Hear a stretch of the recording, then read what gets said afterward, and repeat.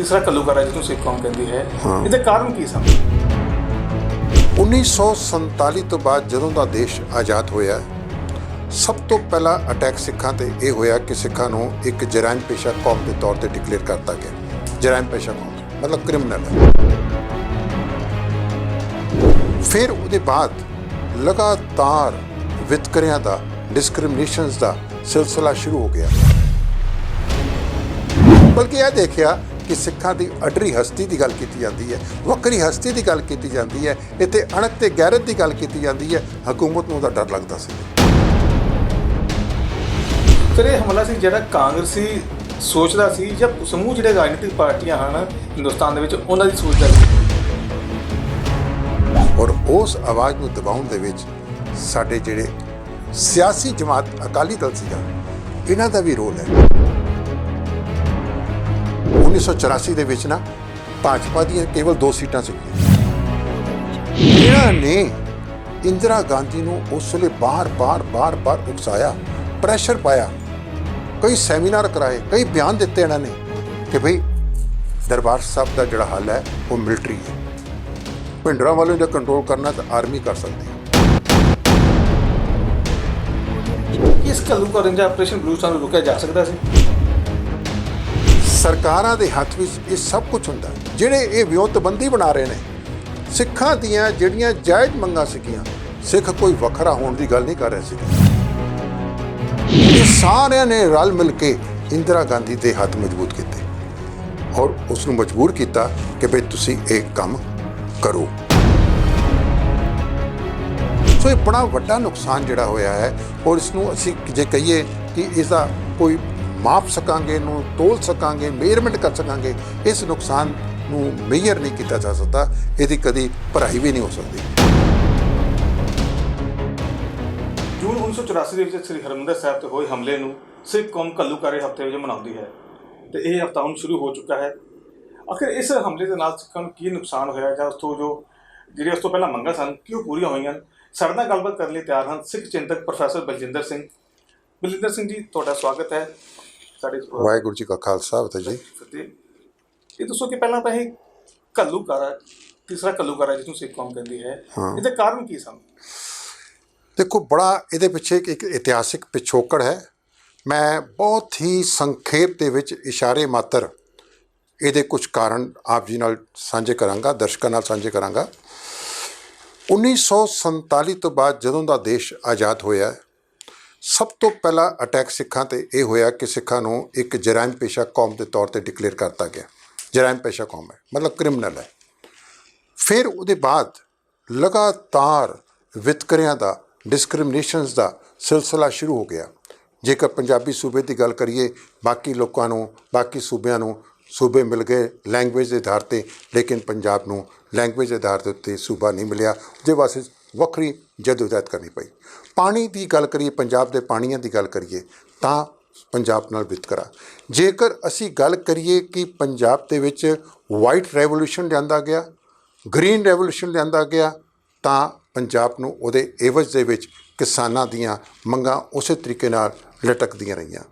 ਜੇਕਰ ਅਸੀਂ ਗੱਲ ਕਰੀਏ ਕਿ ਪੰਜਾਬ ਦੇ ਵਿੱਚ ਧਾਰਮਿਕ ਤੌਰ 'ਤੇ ਡਿਸਕ੍ਰਿਮੀਨੇਸ਼ਨ, ਇਕਨੋਮਿਕ ਡਿਸਕ੍ਰਿਮੀਨੇਸ਼ਨ, ਵਿਤਕਰਾ ਜਿਹੜਾ ਹੈ, ਸਮਾਜਿਕ ਤੌਰ 'ਤੇ ਵਿਤਕਰਾ ਜਿਹੜਾ ਹੈ, ਇਹ ਬਹੁਤ ਸਾਰੀਆਂ ਗੱਲਾਂ ਜਿਹੜੀਆਂ ਸੀਗੀਆਂ ਲਗਾਤਾਰ ਚੱਲਦੀਆਂ ਰਹੀਆਂ। ਲੇਕਿਨ ਸੰਨ 1978 ਦੇ ਵਿੱਚ ਜਿਸ ਵੇਲੇ ਸ਼੍ਰੀ ਗੁਰੂ ਗ੍ਰੰਥ ਸਾਹਿਬ ਜੀ ਦੇ ਸ਼ਬਦ ਗੁਰੂ ਦੇ ਉੱਤੇ ਨਿਰੰਕਾਰੀ ਮਤ ਵਾਲਿਆਂ ਨੇ ਹਮਲਾ ਕਰਨਾ ਸ਼ੁਰੂ ਕਰਤਾ, 78 ਦੇ ਵਿੱਚ ਇੱਥੇ ਅੰਮ੍ਰਿਤਸਰ ਦੇ ਵਿੱਚ 13 ਅਪ੍ਰੈਲ ਦੀ ਵਿਸਾਖੀ ਵਾਲੇ ਦਿਨ 13 ਸਿੰਘ ਸ਼ਹੀਦ ਹੋ ਗਏ, ਫਿਰ ਵੀ ਇਨਸਾਫ ਨਹੀਂ ਮਿਲਿਆ। ਸੋ ਬੇਇਨਸਾਫੀਆਂ ਦਾ ਵਿਤਕਰਾ ਲਗਾਤਾਰ ਇਹ ਚੱਲਦਾ ਗਿਆ। ਔਰ ਇਸ ਦੌਰਾਨ ਸੰਤ ਜਰਨੈਲ ਸਿੰਘ ਜੀ ਖਾਲਸਾ ਭਿੰਡਰਾਂ ਵਾਲੇ ਇਹ ਮਰ ਜਾਂਦੇ ਨੇ। 1978 ਦੇ ਵਿੱਚ ਭਾਈ ਫੌਜਾ ਸਿੰਘ ਅਖੰਡ ਕੀਰਤੀ ਜਥੇ ਦੇ ਉਹਨਾਂ ਦੇ ਸਿੰਘ ਸ਼ਹੀਦ ਹੁੰਦੇ ਨੇ। ਵਿਤਕਰਾ ਚੱਲਦਾ ਰਹਿੰਦਾ ਹੈ। ਔਰ ਇਸ ਦੇ ਦੌਰਾਨ ਧਰਮ ਯੁੱਧ ਮੋਰਚਾ ਉਹ ਜਨਮ ਲੈਂਦਾ ਹੈ। ਉਹਦੇ ਵਿੱਚ ਸਿੱਖਾਂ ਦੀਆਂ ਪੋਲੀਟੀਕਲ ਮੰਗਾਂ, ਅਨੰਦਪੁਰ ਸਾਹਿਬ ਦੇ ਮਤੇ ਦੀ ਗੱਲ ਕੀਤੀ ਜਾਂਦੀ ਹੈ। ਉਹਦੇ ਵਿੱਚ ਸਾਡੀਆਂ ਧਾਰਮਿਕ ਮੰਗਾਂ ਦੀ ਗੱਲ ਕੀਤੀ ਜਾਂਦੀ ਹੈ। ਸਾਡੇ ਨਾਲ ਜੋ ਵਿਤਕਰੇ ਹੋ ਰਹੇ ਸੀਗੇ, ਉਹ ਸਾਰੀਆਂ ਮੰਗਾਂ ਨੂੰ ਲੈ ਕਰਕੇ ਇੱਕ ਧਰਮ ਯੁੱਧ ਮੋਰਚਾ, ਸ਼੍ਰੋਮਣੀ ਅਕਾਲੀ ਦਲ ਜੋ ਕਿ ਸਿੱਖਾਂ ਦੀ ਪੋਲੀਟੀਕਲ ਜਮਾਤ ਹੈ ਉਹਦੇ ਵੱਲੋਂ ਆਰੰਭਿਆ ਜਾਂਦਾ ਹੈ। ਹੋਰ ਉਸ ਨੂੰ ਬਕਾਇਦਾ ਸੰਤ ਜਰਨੈਲ ਸਿੰਘ ਜੀ ਖਾਲਸਾ ਭਿੰਡਰਾਂਵਾਲੇ ਅਤੇ ਅਖੰਡ ਕੀਰਤੀ ਜਥਾ ਨਾਲ ਦੇ ਨਾਲ ਬਾਕੀ ਸਾਰੀਆਂ ਜਥੇਬੰਦੀਆਂ ਪੂਰਾ ਸਮਰਥਨ ਦਿੰਦੀਆਂ ਨੇ, ਮੋਢੇ ਨਾਲ ਮੋਢਾ ਜੋੜ ਕੇ ਤੁਰਦੀਆਂ ਨੇ। ਔਰ ਉਹ ਧਰਮ ਯੁੱਧ ਮੋਰਚਾ ਕੇਵਲ ਫਿਰ ਇੱਕ ਜਥੇਬੰਦੀ ਦਾ ਮੋਰਚਾ ਨਹੀਂ ਰਹਿ ਜਾਂਦਾ, ਉਹ ਕੇਵਲ ਤੇ ਕੇਵਲ ਅਕਾਲੀ ਦਲ ਦਾ ਨਹੀਂ ਬਲਕਿ ਸਮੁੱਚੇ ਪੰਥ ਨੇ ਉਹਦੇ ਵਿੱਚ ਆਪਣਾ ਹਿੱਸਾ ਪਾਇਆ। ਗ੍ਰਿਫਤਾਰੀਆਂ ਦਿੱਤੀਆਂ, ਸਭ ਕੁਝ ਹੋਇਆ, ਬੇਇਨਸਾਫੀਆਂ ਹੁੰਦੀਆਂ ਰਹੀਆਂ। ਔਰ ਇਹ ਸਾਰੇ ਸਮੇਂ ਦੌਰਾਨ ਜਿਹੜਾ ਹੈ ਮੀਡੀਆ ਦੇ ਵਿੱਚੋਂ ਇੱਕ ਐਸਾ ਹਿੱਸਾ ਸੀਗਾ ਜੋ ਕਿ ਸਿੱਖਾਂ ਦੀਆਂ ਇਹਨਾਂ ਮੰਗਾਂ ਨੂੰ ਪੰਜਾਬ ਵਿੱਚ ਰਹਿ ਕੇ ਪੰਜਾਬ ਦੀ ਮਾਂ ਬੋਲੀ ਦੇ ਨਾਲ ਵਿਤਕਰਾ, ਪੰਜਾਬ ਵਿੱਚ ਰਹਿ ਕੇ ਪੰਜਾਬ ਦੇ ਲੋਕਾਂ ਨਾਲ ਵਿਤਕਰਾ, ਗੱਲ ਕਰਨੀ ਹੈ ਸੈਂਟਰ ਦੀ, ਰਹਿਣਾ ਪੰਜਾਬ 'ਚ ਹੈ, ਬੋਲੀ ਬੋਲਣੀ ਹੈ ਦੂਜੇ ਸੂਬਿਆਂ ਦੀ, ਰਹਿਣਾ ਪੰਜਾਬ 'ਚ ਹੈ। ਇਹ ਸਾਰੇ ਵਿਤਕਰੇ ਜਿਸ ਵੇਲੇ ਮੀਡੀਆ ਵਿੱਚ ਆਉਣ ਲੱਗ ਪਏ, ਹੁਣ ਮੀਡੀਆ ਜਿਹੜਾ ਸੀਗਾ ਉਸ ਪਰਟੀਕੂਲਰ ਸੋਚ ਜੋ ਕਿ ਦਿੱਲੀ ਦੇ ਤਖਤ ਦੀ ਸੋਚ ਸੀਗੀ, ਉਸ ਸੋਚ ਨੂੰ ਲੈ ਕੇ ਤੁਰਨ ਲੱਗ ਪਿਆ। ਨਤੀਜਾ ਕੀ ਹੋਇਆ? ਸਿੱਖਾਂ ਨੂੰ ਇਹ ਗਰਦਾਨਿਆ ਗਿਆ ਮੀਡੀਆ ਦੇ ਵਿੱਚ ਕਿ ਇਹ ਅੱਤਵਾਦੀ ਵੀ ਨੇ, ਇਹ ਵੱਖਵਾਦੀ ਵੀ ਨੇ, ਇਹ ਦੇਸ਼ ਭਗਤ ਨਹੀਂ ਹੈਗੇ। ਮੈਂ ਸੋਚਦਾ ਕਿ ਜਦ ਅਸੀਂ ਇੰਨੀਆਂ ਵੱਡੀਆਂ ਕੁਰਬਾਨੀਆਂ ਕਰਕੇ ਦੇਸ਼ ਨੂੰ ਆਜ਼ਾਦੀ ਦਿਵਾਈ, 85% ਕੁਰਬਾਨੀਆਂ ਕਰਕੇ, ਇਸ ਤੋਂ ਵੱਡਾ ਸਾਡੇ ਇੱਕ ਵਫਾਦਾਰੀ ਦਾ ਹੋਰ ਕਿਹੜਾ ਸਬੂਤ ਮਿਲਦਾ ਹੈ? ਸੋ ਇਹ ਸਾਰੀਆਂ ਗੱਲਾਂ ਨੂੰ ਲੈ ਕਰਕੇ ਧਰਮ ਯੁੱਧ ਮੋਰਚਾ ਜਿਹੜਾ ਸੀਗਾ ਉਹ ਆਰੰਭਿਆ ਗਿਆ। ਹੋਰ ਧਰਮ ਯੁੱਧ ਮੋਰਚੇ ਦੇ ਵਿੱਚੋਂ ਜਿਸ ਵੇ ਦੇਖਿਆ ਕਿ ਇਹ ਸ਼ਕਤੀਸ਼ਾਲੀ ਹੋ ਰਿਹਾ ਹੈ, ਤਾਂ ਉਸ ਸ਼ਕਤੀ ਨੂੰ ਖਤਮ ਕਰਨ ਵਾਸਤੇ ਤਿੰਨਾਂ ਨੇ ਵੱਖਰਾ ਵੱਖਰਾ ਰੋਲ ਅਦਾ ਕੀਤਾ। ਨੰਬਰ 1, ਅਕਾਲੀਆਂ ਨੂੰ ਲੱਗਿਆ ਕਿ ਭਈ ਇਹ ਸਾਰੀ ਸਿੱਖ ਪੋਲੀਟਿਕਸ ਜਿਹੜੀ ਹੈ ਸੈਂਟਰਲਾਈਜ਼ ਹੋ ਰਹੀ ਹੈ ਸੰਤ ਜਰਨੈਲ ਸਿੰਘ ਭਿੰਡਰਾਂਵਾਲੇ ਦੇ ਆਲੇ ਦੁਆਲੇ, ਅਖੰਡ ਕੀਰਤੀ ਜਥੇ ਦੇ ਆਲੇ ਦੁਆਲੇ ਇਹ ਸੈਂਟਰਲਾਈਜ਼ ਹੋ ਰਹੀ ਹੈ। ਇੱਕ ਕਾਰਨ ਇਹਦੇ ਵਿੱਚੋਂ ਨਿਕਲਣਾ ਚਾਹੁੰਦੇ ਸੀ। ਦੂਸਰਾ ਕਾਰਨ ਜਿਹੜੀ ਕਿ ਇੱਕ ਬ੍ਰਾਹਮਣੀਕਲ ਸੋਚ ਸੀਗੀ, ਉਹ ਐਸੀ ਸੋਚ ਜਿਹੜੀ ਕਿ ਮੈਂ ਸੋਚਦਾ ਕਿ ਦੇਸ਼ ਵਾਸਤੇ ਘਾਤਕ ਸੀਗੀ। ਉਸ ਸੋਚ ਦੇ ਵਿੱਚ ਜਿਹੜੇ ਪੋਲੀਟਿਕਸ ਮਿਕਸ ਹੋ ਗਈ ਕਿ ਭਈ ਕਿਸੇ ਨਾ ਕਿਸੇ ਤਰੀਕੇ ਨਾਲ ਹੁਣ ਸਾਰੇ ਸਿਸਟਮ ਨੂੰ ਪੋਲੀਟੀਕਲਾਈਜ਼ ਕਰ ਕਰਕੇ ਆਪਣਾ ਪੋਲੀਟੀਕਲ ਫਾਇਦਾ ਦੇਖਿਆ ਜਾਵੇ। ਪੋਲੀਟੀਕਲ ਫਾਇਦਾ ਕਿਸ ਤਰੀਕੇ ਨਾਲ ਨਿਕਲ ਸਕਦਾ ਹੈ, ਉਹਦੇ ਵਾਸਤੇ ਫਿਰ ਇੱਕ ਘੱਲੂਘਾਰਾ ਦਾ ਵਿਉਂਤਬੰਦੀ ਕੀਤੀ ਗਈ। ਤੀਸਰਾ ਕਾਰਨ ਇਹਦੇ ਵਿੱਚ ਇਹ ਸੀਗਾ ਕਿ ਸ਼੍ਰੀ ਹਰਿਮੰਦਰ ਸਾਹਿਬ, ਸ਼੍ਰੀ ਅਕਾਲ ਤਖਤ ਸਾਹਿਬ ਜਦੋਂ ਦੀ ਇਹਨਾਂ ਦੀ ਸਿਰਜਣਾ ਹੋਈ ਹੈ, ਚਾਹੇ ਉਹ ਜਹਾਂਗੀਰ ਦਾ ਸਮਾਜ ਸੀਗਾ, ਚਾਹੇ ਉਹ ਔਰੰਗਜ਼ੇਬ ਦਾ ਸਮਾਜ ਸੀਗਾ, ਚਾਹੇ ਉਹ ਅੰਗਰੇਜ਼ਾਂ ਦਾ ਰਾਜ ਸੀਗਾ, ਜਿਹਦਾ ਵੀ ਰਾਜ ਰਿਹਾ, ਸ਼੍ਰੀ ਹਰਿਮੰਦਰ ਸਾਹਿਬ ਅਤੇ ਸ਼੍ਰੀ ਅਕਾਲ ਤਖਤ ਸਾਹਿਬ ਹਮੇਸ਼ਾ ਹਕੂਮਤ ਨੂੰ ਚੁੱਭਦੇ ਰਹੇ। ਕਿਉਂ? ਕਿਉਂਕਿ ਸ਼੍ਰੀ ਅਕਾਲ ਤਖਤ ਸਾਹਿਬ ਇੱਕ ਪ੍ਰਭੂ ਸੱਤਾ ਦਾ ਪ੍ਰਤੀਕ ਹੈ।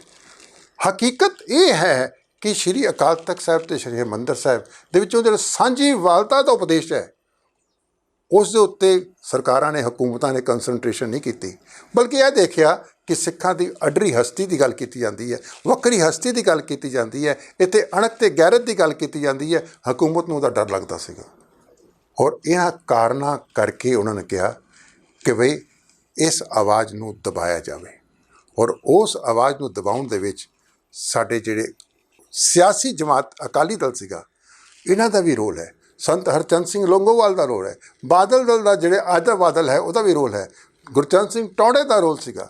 ਸੋ ਇਹ ਸਾਰਾ ਕੁਝ ਕਾਰਨਾਂ ਕਰਕੇ ਇਹ ਘੱਲੂਘਾਰਾ, ਤੀਜਾ ਘੱਲੂਘਾਰਾ 1984 ਵਿੱਚ ਇਹ ਵਾਪਰਦਾ। ਇਹ ਮੈਂ ਸੰਖੇਪ ਵਿੱਚ ਤੁਹਾਡੇ ਨਾਲ ਗੱਲਾਂ ਸ਼ੇਅਰ ਕੀਤੀਆਂ ਨੇ। ਇਸ ਘੱਲੂਘਾਰੇ ਦਾ ਆਪਰੇਸ਼ਨ ਬਲੂ ਸਟਾਰ ਨੂੰ ਰੋਕਿਆ ਜਾ ਸਕਦਾ ਸੀ? ਦੇਖੋ ਜੀ, ਜਦ ਕਰਨ ਵਾਲੇ ਵੀ ਸਰਕਾਰ ਹੈ ਤੇ ਰੋਕਣ ਵਾਲੀ ਵੀ ਸਰਕਾਰ ਹੋ ਸਕਦੀ ਹੈ। ਉਹਦੇ ਵਾਸਤੇ ਕੋਈ ਰਸ਼ੀਆ ਜਾਂ ਅਮਰੀਕਾ ਤੋਂ ਕੋਈ ਨਹੀਂ ਆਏਗਾ। ਸਰਕਾਰਾਂ ਦੇ ਹੱਥ ਵਿੱਚ ਇਹ ਸਭ ਕੁਝ ਹੁੰਦਾ। ਜਿਹੜੇ ਇਹ ਵਿਉਂਤਬੰਦੀ ਬਣਾ ਰਹੇ ਨੇ, ਸਿੱਖਾਂ ਦੀਆਂ ਜਿਹੜੀਆਂ ਜਾਇਜ਼ ਮੰਗਾਂ ਸੀਗੀਆਂ, ਸਿੱਖ ਕੋਈ ਵੱਖਰਾ ਹੋਣ ਦੀ ਗੱਲ ਨਹੀਂ ਕਰ ਰਹੇ ਸੀਗੇ। ਉਸ ਵੇਲੇ 1984 'ਚ ਇਹ ਨਹੀਂ ਕਹਿ ਰਹੇ ਸੀਗੇ ਸਾਨੂੰ ਵੱਖਰਾ ਖਾਲਿਸਤਾਨ ਦੇ ਦਿਓ ਜਾਂ ਸਾਨੂੰ ਵੱਖਰੀ ਇਹ ਚੀਜ਼ ਦੇ ਦਿਓ। ਸਭ ਕੁਝ ਤਾਂ ਇਸੇ ਦੇਸ਼ ਦਾ ਹਿੱਸਾ ਹੀ ਬਣਨਾ ਸੀ ਨਾ।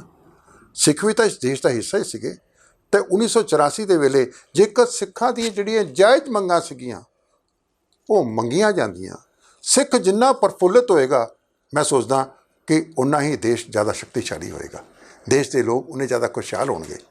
क्योंकि जो सिख खुशहाल होएगा वो खुशहाली जिहड़ी है उन्हें अपने कोल नहीं रखनी, वो गुरु नानक पातशाह के सिद्धांत के मुताबिक वंड के छकण वाली गल है। सिख दे विच उन्हें वंडनी है अपनी खुशहाली। सो पंजाब दीयां मंगां नूं अगर मान लिता जांदा, खालसा पंथ दीयां मंगां नूं अगर मन्निया जांदा, तो मैं सोचदा कि ये सारा कुछ रोकिया जा सकदा है बड़े आराम दे नाल। सर ਤੁਸੀਂ ਦੱਸਿਆ ਕਿ 1947 ਤੋਂ ਹੀ ਵਿਤਕਰਾ ਸ਼ੁਰੂ ਹੋ ਗਿਆ ਸੀ। ਫਿਰ ਇਹ ਹਮਲਾ ਸੀ ਜਿਹੜਾ ਕਾਂਗਰਸੀ ਸੋਚਦਾ ਸੀ ਜਾਂ ਸਮੂਹ ਜਿਹੜੇ ਰਾਜਨੀਤਿਕ ਪਾਰਟੀਆਂ ਹਨ ਹਿੰਦੁਸਤਾਨ ਦੇ ਵਿੱਚ ਉਹਨਾਂ ਦੀ ਸੋਚਦਾ ਸੀ? देखो जी, मैं एक गल कहां कि 1984 ਦੇ ਵਿੱਚ ਨਾ ਭਾਜਪਾ ਦੀਆਂ ਕੇਵਲ 2 ਸੀਟਾਂ ਸੀਗੀਆਂ ਮੈਂਬਰ ਪਾਰਲੀਮੈਂਟ, ਅਡਵਾਨੀ ਸੀਗਾ ਤੇ ਵਾਜਪਾਈ ਸੀਗਾ। ਔਰ ਇਹਨਾਂ ਨੇ ਇੰਦਰਾ ਗਾਂਧੀ ਨੂੰ ਉਸ ਵੇਲੇ ਬਾਰ-ਬਾਰ ਉਕਸਾਇਆ, ਪ੍ਰੈਸ਼ਰ ਪਾਇਆ, ਕਈ ਸੈਮੀਨਾਰ ਕਰਾਏ, ਕਈ ਬਿਆਨ ਦਿੱਤੇ ਇਹਨਾਂ ਨੇ ਕਿ ਭਈ ਦਰਬਾਰ ਸਾਹਿਬ ਦਾ ਜਿਹੜਾ ਹੱਲ ਹੈ ਉਹ ਮਿਲਟਰੀ ਹੈ, ਭਿੰਡਰਾਂ ਵਾਲਿਆਂ ਦਾ ਕੰਟਰੋਲ ਕਰਨਾ ਤਾਂ ਆਰਮੀ ਕਰ ਸਕਦੀ ਹੁਣ। ਉਸੇ ਤਰੀਕੇ ਨਾਲ ਕਾਮਰੇਡ ਪਾਰਟੀਆਂ ਇੰਦਰਾ ਗਾਂਧੀ ਦੇ ਹੱਥਾਂ ਨੂੰ ਮਜ਼ਬੂਤ ਕਰਨ ਵਾਸਤੇ, ਉਹਨੂੰ ਤਾਕਤਵਰ ਬਣਾਉਣ ਵਾਸਤੇ, ਉਹਨੂੰ ਪ੍ਰਵੋਕ ਕਰਨ ਵਾਸਤੇ ਭਾਰਤ ਦੀਆਂ ਬਾਕੀ ਜਿਹੜੀਆਂ ਪਾਰਟੀਆਂ ਸੀ, ਰਾਜਨੀਤਿਕ ਪਾਰਟੀਆਂ ਸੀਗੀਆਂ, ਸਮੁੱਚਾ ਜਿਹੜੀ ਉਹ ਸੋਚ ਸੀਗੀ, ਬ੍ਰਾਹਮਣੀਕਲ ਸੋਚ ਸੀਗੀ ਜੋ ਕਿ ਸਿੱਖਾਂ ਦੇ ਉਲਟ ਚੱਲ ਰਹੀ ਸੀਗੀ, ਮੀਡੀਆ ਜਿਹੜਾ ਉਲਟ ਚੱਲ ਰਿਹਾ ਸੀਗਾ, ਇਹ ਸਾਰਿਆਂ ਨੇ ਰਲ ਮਿਲ ਕੇ ਇੰਦਰਾ ਗਾਂਧੀ ਦੇ ਹੱਥ ਮਜ਼ਬੂਤ ਕੀਤੇ ਔਰ ਉਸ ਨੂੰ ਮਜਬੂਰ ਕੀਤਾ ਕਿ ਬਈ ਤੁਸੀਂ ਇਹ ਕੰਮ ਕਰੋ। ਸੋ ਇਸ ਕਰਕੇ ਇਹਦੇ ਵਿੱਚ ਕੇਵਲ ਤੇ ਕੇਵਲ ਇੰਦਰਾ ਗਾਂਧੀ ਦਾ ਇਕੱਲੇ ਦਾ ਰੋਲ ਨਹੀਂ ਹੈਗਾ, ਇਹਦੇ ਵਿੱਚ ਉਹ ਸਾਰੀਆਂ ਤਾਕਤਾਂ ਵਿੱਚ ਸ਼ਾਮਿਲ ਨੇ ਜਿਹੜੇ ਕਿ ਐਂਟੀ ਸਿੱਖ ਸੀਗੀਆਂ, ਐਂਟੀ ਭਿੰਡਰਾਂ ਵਾਲੇ ਸੀਗੀਆਂ, ਐਂਟੀ ਅਕਾਲ ਤਖਤ ਸੀਗੀਆਂ, ਐਂਟੀ ਹਰਿਮੰਦਰ ਸਾਹਿਬ ਸੀਗੀਆਂ। ਇਹ ਤਾਂ ਮਤਲਬ ਜਾਂ ਤਾਂ ਸਿੱਖਾਂ ਨੂੰ ਸਬਕ ਸਿਖਾਉਣ ਵਾਸਤੇ ਸੀ ਜਾਂ ਇਹ ਹਮਲਾ ਰਾਜਨੀਤਿਕ ਲਾਹਾ ਲੈਣ ਵਾਸਤੇ ਸੀ ਅੱਗੋਂ? ਦੇਖੋ ਇਹਦੇ ਵਿੱਚ ਦੋਨੋਂ ਗੱਲਾਂ ਨੇ। ਕਿਸ ਨੂੰ ਨਹੀਂ ਪਤਾ ਕਿ ਪੰਚਮ ਪਾਤਸ਼ਾਹ ਸ਼੍ਰੀ ਗੁਰੂ ਅਰਜਨ ਦੇਵ ਮਹਾਰਾਜ ਦਾ ਸ਼ਹੀਦੀ ਗੁਰਪੁਰਬ ਹੈ ਔਰ ਉਸ ਦਿਨ ਸਾਰਾ ਸਿੱਖ ਪੂਰੇ ਜਗਤ ਦੇ ਵਿੱਚ ਲੋਕਾਂ ਨੂੰ ਠੰਡੇ ਪਾਣੀ ਦੀ ਛਬੀਲਾਂ ਲਗਾਉਂਦਾ, ਠੰਡਾ ਪਾਣੀ ਪਿਆਉਂਦਾ। ਇਹੋ ਜਿਹੀ ਸੋਚ ਵਾਲੀ ਕੌਮ ਜਿਹੜੀ ਹੈ ਸਰਬਤ ਦਾ ਭਲਾ ਸੋਚਦੀ ਹੋਏ ਕਿਸੇ ਦਾ ਵਿਤਕਰਾ ਨਹੀਂ ਕਰਦੀ ਔਰ ਉਸ ਦਿਨ ਨੂੰ ਮਿਥਿਆ ਜਾਂਦਾ ਹੈ ਕਿ ਬਈ ਐਸੇ ਅਟੈਕ ਕਰਨਾ ਹੈ। ਤੁਸੀਂ ਇਹ ਸੋਚੋ ਕਿ ਅੱਜ ਵੀ ਇਹ ਚੀਜ਼ ਹੈਗੀ ਹੈ ਕਿ ਜਿਸ ਲਈ ਮਾਈਨੋਰਿਟੀਜ਼ ਨੂੰ ਮੈਜੋਰਿਟੀ ਆ ਕੇ ਕ੍ਰਸ਼ ਕਰਦੀ ਹੈ, ਵੋਟ ਬੈਂਕ ਮੈਜੋਰਿਟੀ ਦਾ ਮਜ਼ਬੂਤ ਬਣਦਾ ਹੈ ਔਰ ਇਹ ਸਿੱਖਾਂ ਨੂੰ ਸਬਕ ਸਿਖਾਉਣਾ ਵੀ ਸੀਗਾ ਅਤੇ ਨਾਲ ਜਲੀਲ ਕਰਨਾ ਸੀਗਾ, ਗੁਲਾਮੀਅਤ ਦਾ ਅਹਿਸਾਸ ਕਰਵਾਉਣਾ ਸੀਗਾ ਅਤੇ ਨਾਲ ਦੇ ਨਾਲ ਇਹ 'ਚੋਂ ਪੋਲੀਟੀਕਲ ਬੈਨੀਫਿਟ ਲੈਣਾ ਸੀਗਾ। ਤਾਂ ਤੁਹਾਨੂੰ ਯਾਦ ਹੋਏਗਾ 1984 ਦੇ ਬਾਅਦ ਜਦ ਇਲੈਕਸ਼ਨ ਹੋਈ ਸੀਗੀ ਤਾਂ ਉਸ ਵੇਲੇ ਕਾਂਗਰਸ ਨੂੰ ਮੈਕਸੀਮਮ ਸੀਟਾਂ ਮਿਲੀਆਂ ਸੀਗੀਆਂ, ਮੈਕਸੀਮਮ ਸੀਟਾਂ। ਅੱਜ ਵੀ ਮੈਂ ਇਸ਼ਾਰੇ ਮਾਤਰ ਗੱਲ ਕਰਦੇ ਹਾਂ, ਅੱਜ ਵੀ ਤੁਸੀਂ ਦੇਖੋ ਜਿਸ ਵੇਲੇ ਅੱਜ ਦੀ ਵਰਤਮਾਨ ਸਰਕਾਰ ਜਿਹੜੀ ਹੈ ਜਿਸ ਵੇਲੇ ਮਾਈਨੋਰਿਟੀਜ਼ ਨੂੰ ਕ੍ਰਸ਼ ਕਰਦੀ ਹੈ ਤਾਂ ਦਿੱਲੀ ਵਿੱਚ ਉਹਦਾ ਵੋਟ ਬੈਂਕ ਮਜ਼ਬੂਤ ਹੁੰਦਾ ਹੈ। ਜਿਸ ਵੇਲੇ ਮੁਸਲਮਾਨਾਂ ਦੇ ਨਾਲ ਵਿਤਕਰਾ ਹੁੰਦਾ ਹੈ, ਕ੍ਰਸ਼ ਕੀਤਾ ਜਾਂਦਾ ਹੈ, ਵੋਟ ਬੈਂਕ ਮਜ਼ਬੂਤ ਹੁੰਦਾ ਹੈ। ਉਸ ਵੇਲੇ 84 ਦੇ ਵਿੱਚ ਜਿਸ ਵੇਲੇ ਸਿੱਖਾਂ ਦੇ ਨਾਲ ਇਸ ਪ੍ਰਕਾਰ ਦਾ ਅਤਿਆਚਾਰ ਕੀਤਾ ਗਿਆ, ਉਹਦੇ ਬਾਅਦ ਇੰਦਰਾ ਗਾਂਧੀ ਦੇ ਵੋਟ ਬੈਂਕ ਮਜ਼ਬੂਤ ਹੋਇਆ। ਸੋ ਇਹ ਦੋਨੋਂ ਗੱਲਾਂ ਸੀਗੀਆਂ। ਤੁਹਾਡੀ ਗੱਲ ਬਿਲਕੁਲ ਠੀਕ ਹੈ ਕਿ ਇਹ ਇਹਨਾਂ ਨੂੰ ਸਬਕ ਸਿਖਾਉਣਾ ਵੀ ਸੀਗਾ ਅਤੇ ਪੋਲੀਟੀਕਲ ਐਟ 'ਚੋਂ ਬੈਨੀਫਿਟ ਲੈਣਾ ਵੀ ਸੀਗਾ। ਹਰਿਮੰਦਰ ਸਾਹਿਬ ਹਮਲੇ ਦੌਰਾਨ ਵੱਡੀ ਗਿਣਤੀ ਵਿੱਚ ਬੱਚੇ, ਬਜ਼ੁਰਗ, ਔਰਤਾਂ ਅਤੇ ਬੰਦਿਆਂ ਦੀ ਸ਼ਹਾਦਤ ਹੋਈ। ਉਸ ਤੋਂ ਇਲਾਵਾ ਹੋਰ ਕੀ ਨੁਕਸਾਨ ਹੋਇਆ ਸਿੱਖਾਂ ਨੂੰ? ਦੇਖੋ ਸੰਗਤ ਦਾ ਨੁਕਸਾਨ ਬਹੁਤ ਹੋਇਆ। ਜਿਹੜੇ ਤਾਂ ਚਲੋ ਉੱਥੇ ਅੰਦਰ ਬੈਠੇ ਆਰਮਡ ਸਟਰਗਲ ਕਰ ਰਹੇ ਸੀਗੇ ਉਹ ਤਾਂ ਜਾਨ ਤਲੀ 'ਤੇ ਰੱਖ ਕੇ ਬੈਠੇ ਸੀਗੇ, ਉਹ ਆਰਮਡ ਸਟਰਗਲ ਕਰ ਰਹੇ ਸੀਗੇ, ਉਹਨਾਂ ਕੋਲ ਹਥਿਆਰ ਸੀਗੇ, ਸ਼ਹੀਦੀਆਂ ਪਾ ਗਏ। ਲੇਕਿਨ ਸਰਕਾਰ ਨੂੰ ਤਾਂ ਪਤਾ ਸੀਗਾ ਕਿ ਗੁਰਪੁਰਬ ਕਰਕੇ ਆਮ ਸਾਧਾਰਨ ਸੰਗਤ ਜਿਹੜੀ ਹੈ, ਬੱਚੇ, ਜਨਾਨੀਆਂ, ਬੁੱਢੀਆਂ ਹੋਰ ਉੱਥੇ ਆਏ ਨੇ ਸਿਰਫ ਮੱਥਾ ਟੇਕਣ ਲਈ ਔਰ ਉਹ ਟਰੈਪ ਹੋ ਗਏ। ਇਹ ਸਾਰਾ ਕੁਝ ਪਤਾ ਸੀ ਗੌਰਮੈਂਟ ਨੂੰ, ਸਾਰਾ ਕੁਝ ਪਤਾ ਸੀਗਾ। ਇਹ ਬੜਾ ਵੱਡਾ ਨੁਕਸਾਨ ਹੋਇਆ। ਸ਼੍ਰੀ ਅਕਾਲ ਤਖਤ ਸਾਹਿਬ ਦੀ ਬਿਲਡਿੰਗ ਜਿਹੜੀ ਸੀ ਢਹਿ ਢੇਰੀ ਹੋ ਗਈ। ਹਰਿਮੰਦਰ ਸਾਹਿਬ ਦਾ ਬਹੁਤ ਨੁਕਸਾਨ ਹੋਇਆ ਅਤੇ ਸਭ ਤੋਂ ਵੱਡਾ ਹੋਰ ਨੁਕਸਾਨ ਜਿਹੜਾ ਸੀਗਾ ਉਹ ਸਿੱਖਾਂ ਦੀ ਜਿਹੜੀ ਵਿਰਾਸਤ ਸੀਗੀ, ਜਿਹੜੀ ਰੈਫਰੈਂਸ ਲਾਇਬ੍ਰੇਰੀ, ਉਸ ਰੈਫਰੈਂਸ ਲਾਇਬ੍ਰੇਰੀ ਦੇ ਵਿੱਚ ਜਿਹੜਾ ਸਾਡਾ ਪੂਰਾ ਇਤਿਹਾਸ, ਪੁਰਾਤਨ ਇਤਿਹਾਸ ਪਿਆ ਸੀਗਾ, ਜਿਹੜੀਆਂ ਪੁਰਾਤਨ ਬੀੜਾਂ ਸੀਗੀਆਂ ਸ਼੍ਰੀ ਗੁਰੂ ਗ੍ਰੰਥ ਸਾਹਿਬ ਦੀਆਂ, ਜਿਹੜੇ ਪੁਰਾਤਨ ਸਾਡੇ ਕੋਲ ਡਾਕੂਮੈਂਟਸ ਪਏ ਸੀਗੇ, ਉਹ ਸਾਰੇ ਦੇ ਸਾਰੇ ਅੱਜ ਤੱਕ ਸਾਨੂੰ ਵਾਪਸ ਨਹੀਂ ਮਿਲੇ। ਅੱਜ ਤੱਕ ਵੀ ਉਹਨਾਂ ਦਾ ਕੇਸ ਕਚਹਿਰੀਆਂ ਦੇ ਵਿੱਚ ਚੱਲਦੇ ਪਏ, ਕੋਰਟ ਵਿੱਚ ਚੱਲ ਰਹੇ ਨੇ। ਸੋ ਇਹ ਬੜਾ ਵੱਡਾ ਨੁਕਸਾਨ ਜਿਹੜਾ ਹੋਇਆ ਹੈ, ਔਰ ਇਸ ਨੂੰ ਅਸੀਂ ਜੇ ਕਹੀਏ ਕਿ ਇਸ ਦਾ ਕੋਈ ਮਾਪ ਸਕਾਂਗੇ, ਇਹਨੂੰ ਤੋਲ ਸਕਾਂਗੇ, ਮੇਜਰਮੈਂਟ ਕਰ ਸਕਾਂਗੇ, ਇਸ ਨੁਕਸਾਨ ਨੂੰ ਮੇਜਰ ਨਹੀਂ ਕੀਤਾ ਜਾ ਸਕਦਾ, ਇਹਦੀ ਕਦੀ ਭਰਾਈ ਵੀ ਨਹੀਂ ਹੋ ਸਕਦੀ, ਐਡਾ ਵੱਡਾ ਨੁਕਸਾਨ ਹੋਇਆ। ਉਸ ਹਮਲੇ ਦੌਰਾਨ ਕਾਫੀ ਮਨੁੱਖੀ ਜਿਹੜੇ ਕਦਰਾਂ ਕੀਮਤਾਂ ਸੀ, ਇਨਸਾਨੀਅਤ ਦਾ ਕਾਫੀ ਕਾਣ ਕੀਤਾ ਗਿਆ, ਉਹ ਵੀ ਉਸ ਕੌਮ ਦੇ ਨਾਲ ਜਿਸ ਕੌਮ ਵੱਲੋਂ 85% ਕੁਰਬਾਨੀਆਂ ਦਿੱਤੀਆਂ ਗਈਆਂ ਹੋਣ। ਦੇਖੋ, ਮੈਂ ਇੱਕ ਬੇਨਤੀ ਕਰਾਂ ਦਰਸ਼ਕਾਂ ਨਾਲ ਵੀ, ਕਦੀ ਵੀ ਤੁਸੀਂ ਇੰਡੀਆ ਦੀ ਹਿਸਟਰੀ ਪੜ੍ਹ ਲਓ, ਜਦੋਂ ਦਾ ਦੇਸ਼ ਆਜ਼ਾਦ ਹੋਇਆ ਹੈ, ਆਰਮੀ ਦਾ ਰੂਲ ਹੈ ਕਿ ਆਰਮੀ ਹਮੇਸ਼ਾ ਸਿਵਲ ਪ੍ਰਸ਼ਾਸਨ ਦੀ ਹੈਲਪ ਵਾਸਤੇ ਅੱਗੇ ਆਉਂਦੀ ਹੈ। ਐਸਾ ਨਹੀਂ ਹੁੰਦਾ ਕਿ ਆਰਮੀ ਨੂੰ ਜਿਹੜਾ ਹੈ ਉਹ ਸਾਰੀਆਂ ਪਾਵਰਾਂ ਦੇਤੀਆਂ ਜਾਣ, ਮਾਰਸ਼ਲ ਲਾਅ ਲਗਾਤਾ ਜਾਵੇ ਅਤੇ ਸਿਵਲ ਪ੍ਰਸ਼ਾਸਨ ਜਿਹੜਾ ਹੈ, DC ਵਗੈਰਾ ਸਾਰਾ ਕੁਝ, ਉਹ ਆਰਮੀ ਦੇ ਮਗਰ ਲੱਗਣ। ਆਰਮੀ ਜਿਹੜੀ ਹੈ ਸਿਵਲ ਪ੍ਰਸ਼ਾਸਨ ਦੀ ਮਦਦ ਵਾਸਤੇ ਆਉਂਦੀ ਹੈ। ਲੇਕਿਨ 1984 ਵਿੱਚ ਇੱਕ ਐਸਾ ਵਾਕਿਆ ਵਾਪਰਿਆ ਕਿ ਆਰਮੀ ਨੂੰ ਸਿਵਲ ਪ੍ਰਸ਼ਾਸਨ ਦੀਆਂ ਵੀ ਸਾਰੀਆਂ ਪਾਵਰਾਂ ਦਿੱਤੀਆਂ ਗਈਆਂ। ਹੋਰ ਇਹਦਾ ਨਤੀਜਾ ਕੀ ਨਿਕਲਿਆ ਕਿ ਇਹ ਸਾਰੇ ਦੇ ਕਰਕੇ ਆਰਮੀ ਨੇ ਆਪਣੀ ਮਨਮਰਜ਼ੀ ਕੀਤੀ ਹੈ, ਔਰ ਉਸ ਮਨਮਰਜ਼ੀ ਦੇ ਵਿੱਚ ਬਹੁਤ ਵੱਡਾ ਪੰਜਾਬ ਦਾ ਨੁਕਸਾਨ ਹੋਇਆ ਹੈ। ਅਗਰ ਇਹ ਮੰਨ ਵੀ ਲਿਆ ਜਾਏ 1 ਮਿੰਟ ਵਾਸਤੇ ਕਿ ਸੰਤ ਜਰਨੈਲ ਸਿੰਘ ਭਿੰਡਰਾਂਵਾਲੇ ਨੂੰ ਅਤੇ ਉਹਨਾਂ ਦੇ ਸਾਥੀਆਂ ਨੂੰ ਉਹ ਹਰਿਮੰਦਰ ਸਾਹਿਬ 'ਚੋਂ ਬਾਹਰ ਕੱਢਣਾ ਸੀਗਾ, ਮੰਨ ਵੀ ਲਿਆ ਜਾਏ 1 ਮਿੰਟ ਵਾਸਤੇ, ਅਤੇ ਮੈਂ ਪੁੱਛਣਾ ਚਾਹੁੰਦਾ ਕਿ ਬਾਕੀ ਦੇ ਜਿਹੜੇ ਪੰਜਾਬ ਦੇ 37 ਗੁਰਦੁਆਰੇ ਸੀਗੇ, ਉਹਨਾਂ ਗੁਰਦੁਆਰਿਆਂ ਵਿੱਚ ਕਿਹੜਾ ਭਿੰਡਰਾਂਵਾਲਾ ਬੈਠਾ ਸੀਗਾ? ਉਹਨਾਂ ਗੁਰਦੁਆਰਿਆਂ ਵਿੱਚ ਕਿਹੜੇ ਹਥਿਆਰ ਲੱਭੇ ਨੇ? ਵਾਈਟ ਪੇਪਰ ਸਰਕਾਰ ਨੇ ਜਾਰੀ ਕਰਤਾ ਕਿ ਉਹਦੇ ਵਿੱਚ ਕੋਈ ਲਿਖਿਆ ਕਿ ਬਾਕੀ 37 ਗੁਰਦੁਆਰਿਆਂ 'ਚੋਂ ਇੰਨਾ ਅਸਲਾ ਬਾਰੂਦ ਮਿਲਿਆ, ਇੰਨੇ ਬੰਦੇ ਫੜੇ ਗਏ? ਕਿ ਉੱਥੇ ਕੋਈ ਮੋਰਚਾਬੰਦੀ ਸੀਗੀਆਂ? ਨਹੀਂ ਸੀਗੀਆਂ, ਕਿਧਰੇ ਵੀ ਨਹੀਂ, ਕੁਛ ਨਹੀਂ ਸੀਗਾ। ਆਮ ਸਾਧਾਰਨ ਵਿਅਕਤੀ ਨੂੰ ਘਰ ਦੇ ਵਿੱਚ ਕੈਪਟਿਵ ਬਣਾ ਕੇ ਰੱਖਤਾ, ਕੈਦ ਕਰਕੇ ਰੱਖਤਾ ਗਿਆ। ਇਸ ਤਰੀਕੇ ਦਾ ਇਹ ਯੋਜਨਾਬੱਧ ਤਰੀਕੇ ਦੇ ਨਾਲ ਪੰਜਾਬ ਨੂੰ ਪੂਰੇ ਦੇਸ਼ ਤੋਂ ਹੋਰ ਪੂਰੇ ਕਹਿੰਦੇ ਸੰਸਾਰ ਤੋਂ ਅਲੱਗ ਤਲੱਗ ਕਰਤਾ ਗਿਆ, ਅਤੇ ਇੰਟਰਨੈਸ਼ਨਲ ਬਾਰਡਰ ਸੀਲ ਕਰਤੇ ਗਏ।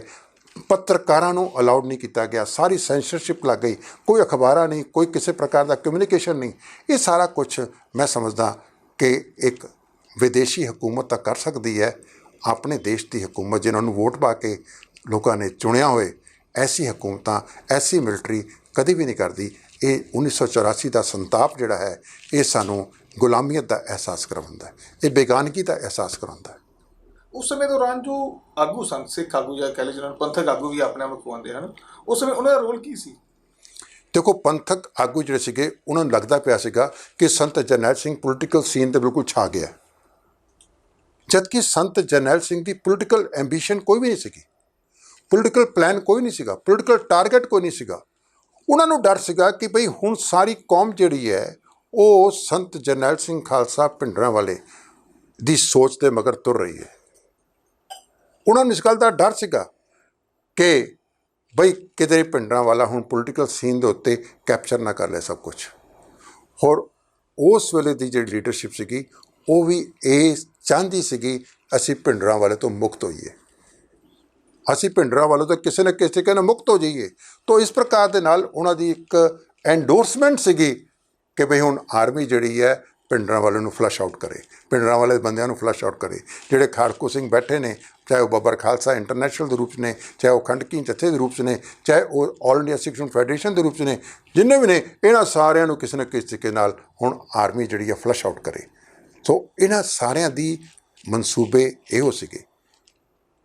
ਮੈਂ ਇੱਦਾਂ ਸੋਚਦਾ ਕਿ ਇਹਨਾਂ ਦਾ ਹੀ ਆਪਣਾ ਵੈਸਟਡ ਇੰਟਰਸਟ ਸੀਗਾ ਪੋਲੀਟੀਕਲ। ਉਹ ਸਭ ਸਿੱਖਾਂ ਦਾ ਅੱਜ ਵੀ ਵੱਡਾ ਹਿੱਸਾ, ਚਾਹੇ ਕਹਿੰਦਾ ਕਿ ਸੰਤ ਜਰਨੈਲ ਸਿੰਘ ਭਿੰਡਰਾਂਵਾਲੇ ਸਿੱਖ ਕੌਮ ਦੇ ਸ਼ਹੀਦ ਸਨ, ਕੌਮ ਲਈ ਸ਼ਹੀਦ ਹੋਏ ਸਨ, ਪਰ ਇੱਕ ਹਿੱਸਾ ਇਹ ਮੰਨਦਾ ਹੈ ਕਿ ਸੰਤ ਜਰਨੈਲ ਸਿੰਘ ਭਿੰਡਰਾਂਵਾਲਿਆਂ ਨੂੰ ਸ੍ਰੀ ਅਕਾਲ ਤਖ਼ਤ ਸਾਹਿਬ 'ਤੇ ਮੋਰਚਾਬੰਦੀ ਨਹੀਂ ਕਰਨੀ ਚਾਹੀਦੀ ਸੀ ਕਿ ਉਹ ਇੱਕ ਧਾਰਮਿਕ ਸਥਾਨ ਹੈ ਸਿੱਖਾਂ ਦਾ। ਤੁਹਾਡਾ ਨਿੱਜੀ ਤੌਰ 'ਤੇ ਕੀ ਖਿਆਲ ਰਾਏ ਹੈ? ਦੇਖੋ, ਮੈਂ ਸਿਧਾਂਤਿਕ ਗੱਲ ਕਰਾਂਗਾ, ਸਿਧਾਂਤਿਕ ਜੋ ਪ੍ਰਿੰਸੀਪਲ ਹੈ, ਜੋ ਅਸੂਲ ਹੈ, ਜੋ ਸਿਧਾਂਤ ਹੈ, ਮੈਂ ਉਹਦੀ ਗੱਲ ਕਰਾਂਗਾ। ਮੇਰਾ ਮੰਨਣਾ ਨਹੀਂ ਹੈ ਇਹ ਗੁਰੂ ਨੇ ਸਾਨੂੰ ਸਿਧਾਂਤ ਬਖਸ਼ਿਆ। ਸਿਧਾਂਤ ਕੀ ਹੈ? ਖਾਲਸਾ ਪੰਥ ਦਾ ਜਨਮ ਖੰਡੇ ਬਾਟੇ ਦੀ ਪਹੁਲ 'ਚ ਹੋਇਆ। ਖੰਡਾ ਇੱਕ ਸ਼ਸਤਰ ਹੈ, ਔਰ ਉਹਦੇ ਨਾਲ ਪਹੁਲ ਤਿਆਰ ਹੁੰਦਾ ਹੈ, ਅੰਮ੍ਰਿਤ ਤਿਆਰ ਹੁੰਦਾ ਹੈ। ਸਾਡਾ ਜਨਮ ਸ਼ਸਤਰ ਤੋਂ ਹੋਇਆ ਹੈ। ਅਸੀਂ ਸ਼ਸਤਰਧਾਰੀ ਹੋਕਰ ਕੇ ਕਿਰਪਾਨ ਪਾਉਂਦੇ ਹਾਂ। ਕਿਰਪਾਨ ਇੱਕ ਸ਼ਸਤਰ ਹੈ। ਅਰਦਾਸ ਕਰਦੇ ਹਾਂ, ਕੜਾਹ ਪ੍ਰਸ਼ਾਦ ਦੇ ਵਿੱਚ ਵੀ ਕਿਰਪਾਨ ਜਿਹੜੀ ਹੈ ਉਹ ਫੇਰੀ ਜਾਂਦੀ ਹੈ। ਸਾਡੀ ਅਰਦਾਸ ਵੀ ਅਧੂਰੀ ਹੈ, ਸਾਡਾ ਜੀਵਨ ਜਾਂਚ ਵੀ ਅਧੂਰੀ ਹੈ ਬਗੈਰ ਸ਼ਸਤਰ ਦੇ। ਸ਼ਸਤਰ ਜਿਹੜਾ ਹੈ ਸਿੱਖ ਦੀ ਪਰਸਨੈਲਿਟੀ ਦਾ ਇੱਕ ਅਨਿੱਖੜਵਾਂ ਇੰਟੈਗਰਲ ਪਾਰਟ ਹੈ। ਉਹਨੂੰ ਅਲੱਗ ਨਹੀਂ ਕੀਤਾ ਜਾ ਸਕਦਾ, ਡਾਈਵੋਰਸ ਨਹੀਂ ਕੀਤਾ ਜਾ ਸਕਦਾ। ਤੇ ਨਾਲ ਦੇ ਨਾਲ ਇੱਕ ਸ਼ਸਤਰਧਾਰੀ ਸਿੰਘ ਨੇ ਜਦ ਗੁਰੂ ਦੇ ਦਰਬਾਰ ਵਿੱਚ ਜਾਣਾ ਨਾ, ਦਰਸ਼ਨ ਕਰਨ ਲਈ ਜਾਣਾ ਹੈ, ਗੁਰੂ ਦੇ ਸਨਮੁਖ ਜਾਣਾ ਹੈ, ਉਹਨੇ ਸ਼ਸਤਰਧਾਰੀ ਹੋ ਕੇ ਜਾਣਾ ਹੈ। ਗੁਰੂ ਤਾਂ ਆਪ ਕਹਿ ਰਿਹਾ, ਬਿਨਾਂ ਸ਼ਸਤਰ ਕੇਸੰਗ ਦੇਹੂ ਨਾ ਦਿਦਾਰੇ। ਗੁਰੂ ਖੁਸ਼ ਹੁੰਦਾ ਹੈ ਜਿੱਥੇ ਸਿੱਖ ਜਿਹੜਾ ਹੈ ਉਹ ਸ਼ਸਤਰਧਾਰੀ ਹੋ ਕੇ ਆਉਂਦਾ ਹੈ। ਅੱਜ ਵੀ ਤਖਤਾਂ ਦੇ ਉੱਤੇ ਸ਼ਾਮ ਨੂੰ ਰਹਿਰਾਸ ਸਾਹਿਬ ਦੇ ਪਾਠ ਤੋਂ ਬਾਅਦ ਗੁਰੂ ਸਾਹਿਬ ਦੇ ਸ਼ਸਤਰਾਂ ਦੇ ਦਰਸ਼ਨ ਕਰਾਏ ਜਾਂਦੇ ਨੇ। ਉਹਨਾਂ 'ਚ ਬੰਦੂਕਾਂ ਵੀ ਹੈਗੀਆਂ ਨੇ, ਉਹਨਾਂ ਦੇ ਰਿਵਾਇਤੀ ਸ਼ਸਤਰ ਵੀ ਹੈਗੇ ਨੇ। ਸ਼ਸਤਰ ਦਾ ਅਤੇ ਸਿੱਖ ਦਾ ਇੱਕ ਅਨਿੱਖੜਵਾਂ ਅੰਗ ਹੈ। ਇਹ ਕੌਮ ਨਿਰਾਲੀ ਹੈ, ਇਹ ਪੰਥ ਨਿਰਾਲਾ ਹੈ, ਇਹਦੇ ਸਿਧਾਂਤ ਨਿਰਾਲੇ ਨੇ।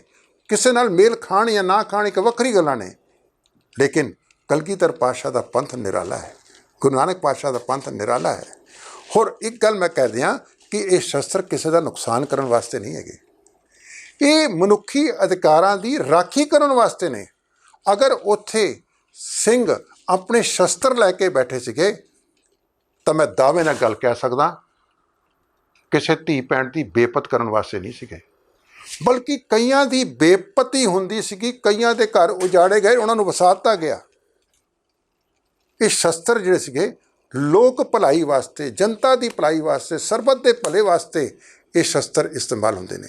ਸੋ ਮੈਂ ਇਹ ਸੋਚਦਾ ਕਿ ਸੰਤ ਜਰਨੈਲ ਸਿੰਘ ਜੀ ਦਾ ਹਰਿਮੰਦਰ ਸਾਹਿਬ ਦੇ ਵਿੱਚ ਚਾਹੇ ਉਹ ਗੁਰੂ ਰਾਮਦਾਸ ਲੰਗਰ ਬਿਲਡਿੰਗ ਹੈ, ਚਾਹੇ ਬੱਬਰ ਖਾਲਸਾ ਇੰਟਰਨੈਸ਼ਨਲ ਵਾਲਿਆਂ ਨੇ ਉਹ ਗੁਰੂ ਨਾਨਕ ਨਿਵਾਸ ਜਾ ਕਰਕੇ ਜਾਂ ਹੋਰ ਥਾਵਾਂ 'ਤੇ ਮੋਰਚਾਬੰਦੀ ਕੀਤੀ, ਕਿਉਂ ਕਰਨੀ ਪਈ? ਇਨਵਾਈਟ ਥੋੜ੍ਹਾ ਕੀਤਾ ਸੀਗਾ ਉਹਨਾਂ ਨੇ। ਜਦ ਐਗਰੈਸਿਵ ਰੂਪ ਧਾਰਨ ਕਰ ਲਿਆ ਕਿ ਹਮਲਾ ਕਰਨ ਆ ਰਹੇ ਹਾਂ, ਇਹਨਾਂ ਨੂੰ ਮੋਰਚਾਬੰਦੀ ਕਰਨੀ ਪਈ। ਕਿਸੇ ਨੂੰ ਕੋਈ ਦੁੱਖ ਤਕਲੀਫ ਨਹੀਂ ਦੇ ਰਹੇ ਸੀਗੇ। ਸੋ ਕਹਿਣ ਤੋਂ ਭਾਵ ਹੈ ਕਿ ਸ਼੍ਰੀ ਅਕਾਲ ਤਖਤ ਸਾਹਿਬ 'ਤੇ ਸੰਤ ਜਰਨੈਲ ਸਿੰਘ ਦਾ ਉੱਥੇ ਜਾਣਾ ਜਿਹੜਾ ਸੀਗਾ ਉਹ ਆਪਣੇ ਗੁਰੂ ਦੇ ਚਰਨਾਂ 'ਚ ਗਏ ਨੇ, ਆਪਣੇ ਗੁਰੂ ਦੇ ਕੋਲੋਂ ਓਟ ਆਸਰਾ ਲਿੱਤਾ ਹੈ। ਹੁਣ ਜਦ ਪਤਾ ਸੀਗਾ ਕਿ ਇਹਨਾਂ ਨੇ ਸ਼੍ਰੀ ਅਕਾਲ ਤਖਤ ਸਾਹਿਬ ਅਤੇ ਦਰਬਾਰ ਸਾਹਿਬ 'ਤੇ ਹਮਲਾ ਕਰਨਾ ਹੈ, ਉਹਦੀ ਸੁਰੱਖਿਆ ਵਾਸਤੇ ਗਏ ਸੀਗੇ।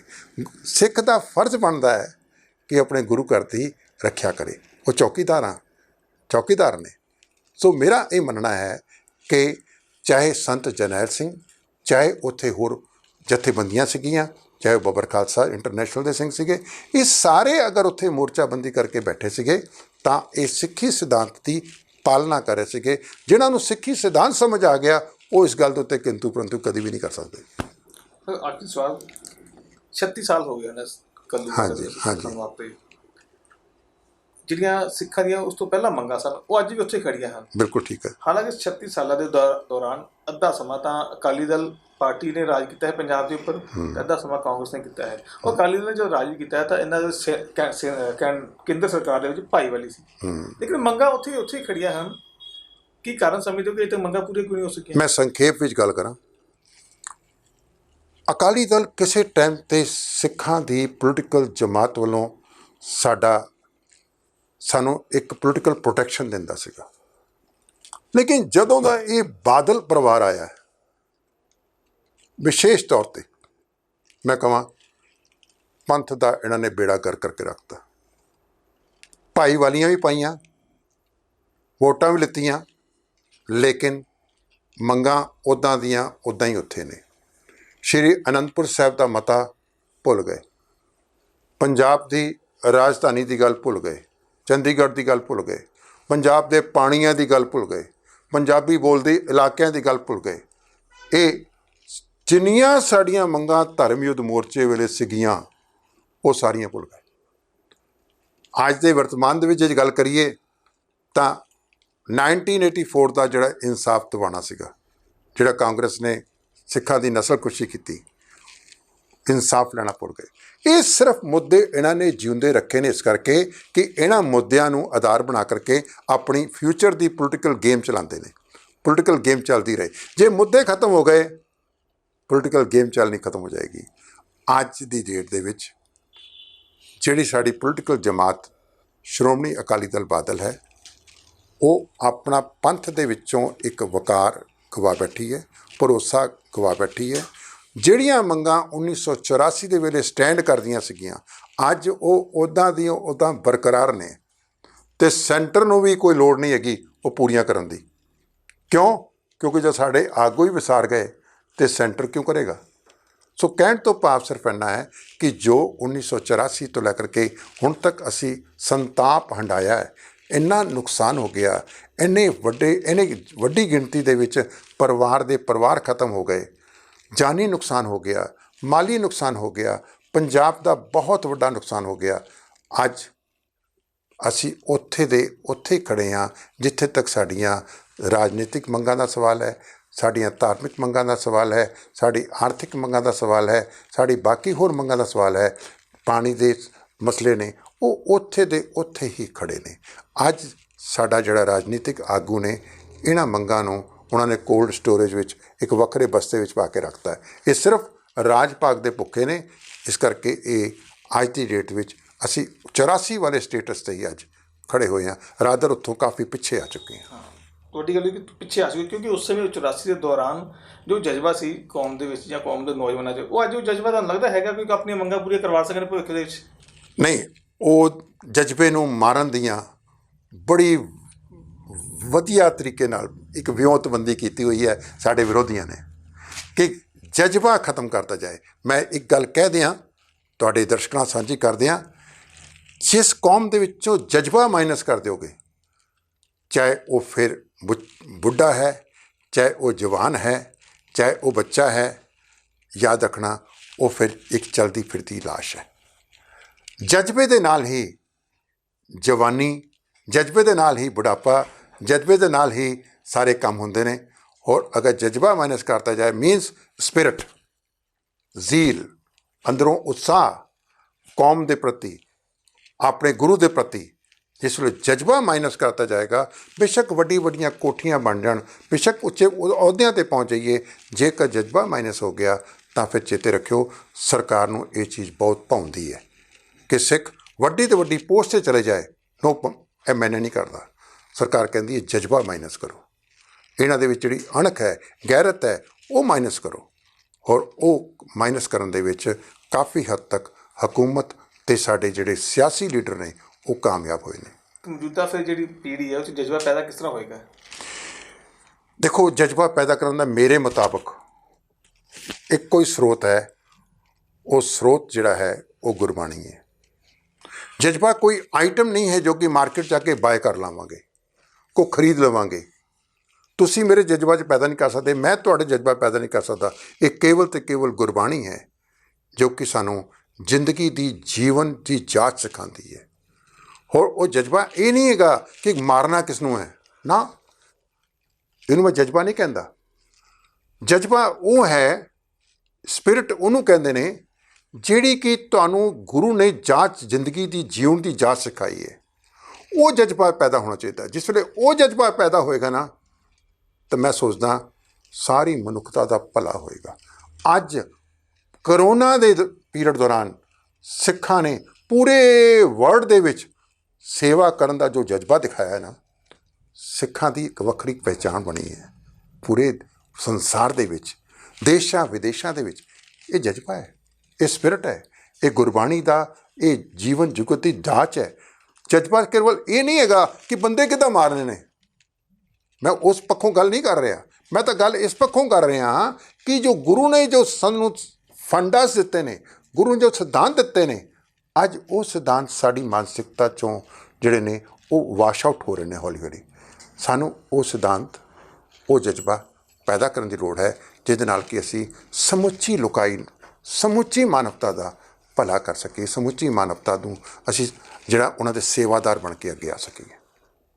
ਸੋ ਇਹ ਸਨ ਪ੍ਰੋਫੈਸਰ ਬਲਜਿੰਦਰ ਸਿੰਘ ਚਿੰਤਕ, ਜਿਨ੍ਹਾਂ ਦਾ ਕਹਿਣਾ ਕਿ 84 ਤੋਂ ਪਹਿਲਾਂ ਮੰਗਾਂ ਸਨ ਉਹ ਉਸ ਤਰ੍ਹਾਂ ਹੀ ਸਿੱਖਾਂ ਦੀਆਂ ਰਹਿ ਕਾਇਮ ਹਨ, ਅਜੇ ਵੀ ਉਹ ਮੰਗਾਂ ਪਹਿਲਾਂ ਵਾਲੀਆਂ ਹੈਗੀਆਂ ਹਨ।